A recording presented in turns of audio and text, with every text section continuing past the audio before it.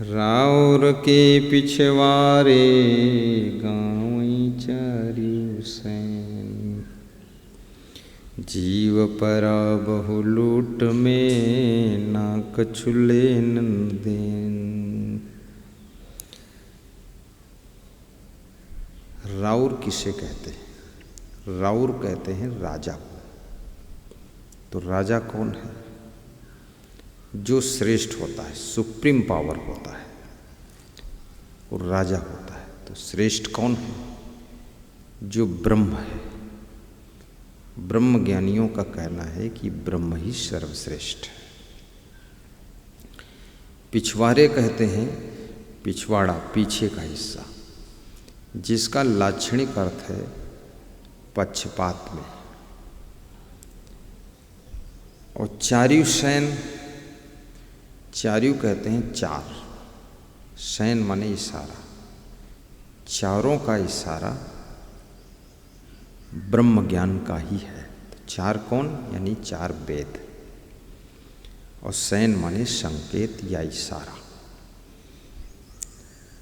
अर्थात राउर के पिछवारे गाँव चारियु सैन, जीव परा बहु लूट में ना कछु लेन न देन।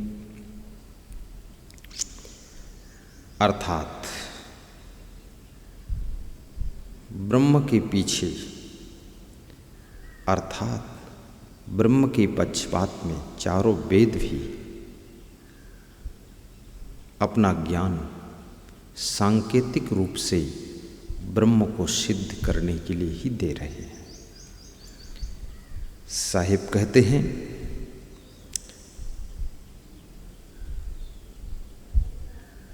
जीव बहुत प्रकार से संसार में लूटा जा रहा है।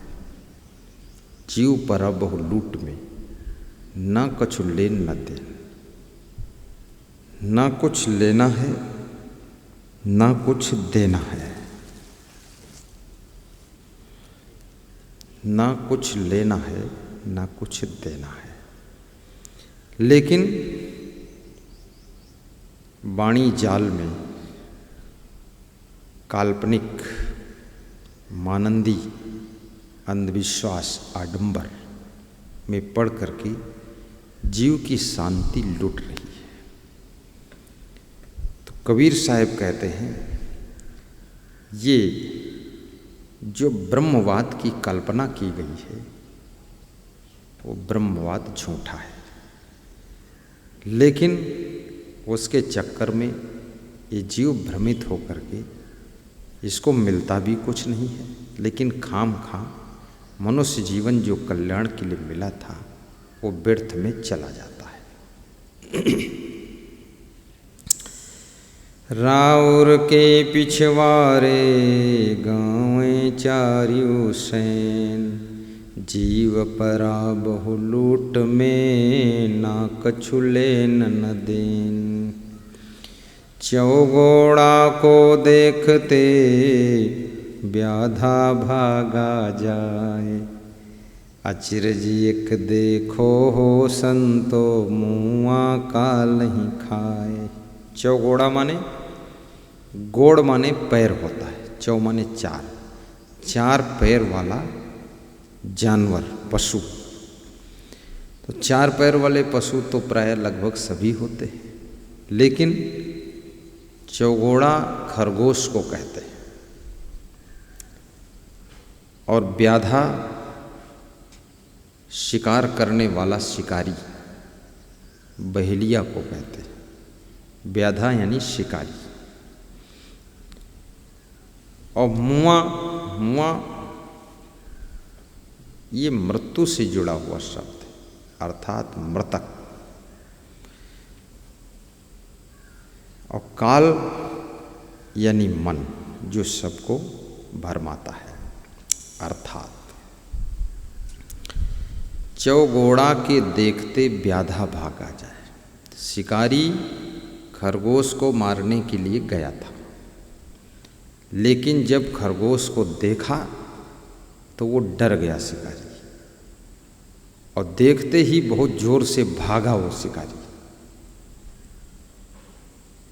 अब ये कैसा खरगोश शिकार है जिसको देख करके शिकारी डर कर भागा है। अर्थात इसका तात्पर्य है कि 4 वेद रूपी 4 पैरों वाले ब्रह्म की बात को सुनकर, ब्रह्म ज्ञान को सुनकर सर्वसामान्य लोगों का मन विवेक विचार आत्मचिंतन छोड़कर सत्य को त्याग कर लोग भाग खड़े हुए। और जो काल्पनिक ब्रह्म शब्द है, जड़ शब्द है, उसमें भ्रमित हो गए। उनके भ्रमित मन रूपी काल ने उनको भटका दिया। अर्थात 4 वेदों की वाणी को सुन करके कल्याणार्थी जिसको सत्य की खोज थी, कोई सद्गुरु की शरण में जाना था, तो वो सद्गुरु की शरण में पहुंचकर भी वेदों की वाणी को सुनकर के भ्रमित हो गया और सद्गुरु की शरण को, आत्म कल्याण के मार्ग को छोड़ करके कल्पित ब्रह्म ज्ञान में भटक गया। ये मन जो है व्याधा है। मन रूपी शिकारी जो है सभी कल्पनाओं को खत्म करने की भी इसमें शक्ति है जब विवेक विचार जागृत होता है। लेकिन विवेक विचार से शून्य मन ये स्वयं ही कल्पना के जाल में फंस जाता है, भ्रम जाल में फंस जाता है। उसको साहिब समझाते हैं। चौगोड़ा के देखते व्याधा भागा जाए, अचिरज एक देखो हो संतो मुआ कालहि खाए। 3 लोक चोरी भई सबका सर्वस लीन, बिना मूड का चोरवा परा न काहू चीन। 128 नंबर सखी। 3 लोक चोरी भई, अर्थात 3 लोक कौन? सतोगुण, तमोगुण और रजोगुण। चोरवा, चोरवा कौन है? चोरी करने वाला। कौन?